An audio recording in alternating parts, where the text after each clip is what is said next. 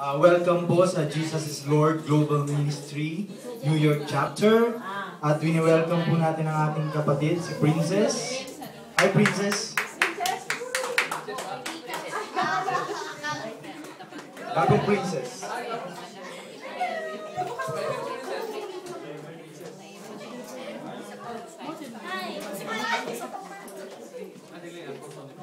Sino po dito ang obsessed sa Panginoon? Mahina, Pastor! Sino po dito ang obsessed sa Panginoon?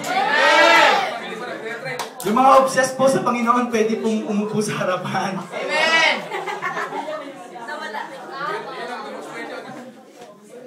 Ako, obsessed ako sa Panginoon. Nasa harapan nga ako eh. So, I like that word, Pastor, obsessed. Sino po ang nag-gym dito, taas ang kamay? Nag-workout? Sino na yung tumigil? Ako. Nagte-treadmill? Sino nagte-treadmill? Nagtigil. So, sabi po sa 1 Timothy 4:8, it says, physical training is good. Amen po ba? Amen. Who agrees? Amen na lahat. But training for godliness is much better, it says.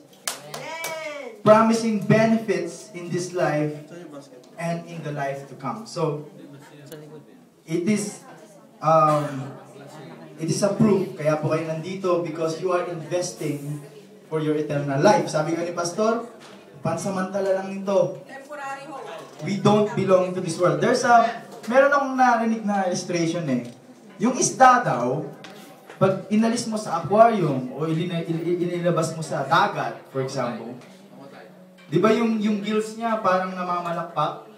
Hindi makahinga? Sabi, alukan mo yan ng BMW. Sa tingin mo, magiging masaya yung isda? Alukin mo ng $1 million. Sa tingin mo, magiging masaya yung isda? Ganun din po tayo. We don't belong to this world dahil tayo po ay ang bahay natin ay sa langit. Amen? Amen po ba? Amen po ba? But, we know that sabi sa 1 Timothy 6 that we brought nothing into this world and we will carry nothing out of it. Sabi din po sa 1 Timothy 6 na godliness with contentment is great gain. So ano ang kailangang gawin?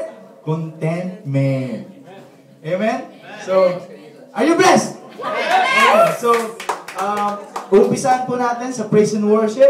It's one way of investing sa atin pong eternal life after yung buhay natin sa mundong ito. Amen? So, tinatawagan ko na po ang ating praise and worship leader, ang gwapong-gwapong kapitbahay natin, si Kuya Sergio Tolentino, Kuya Joel, and of course, the music team. Amen!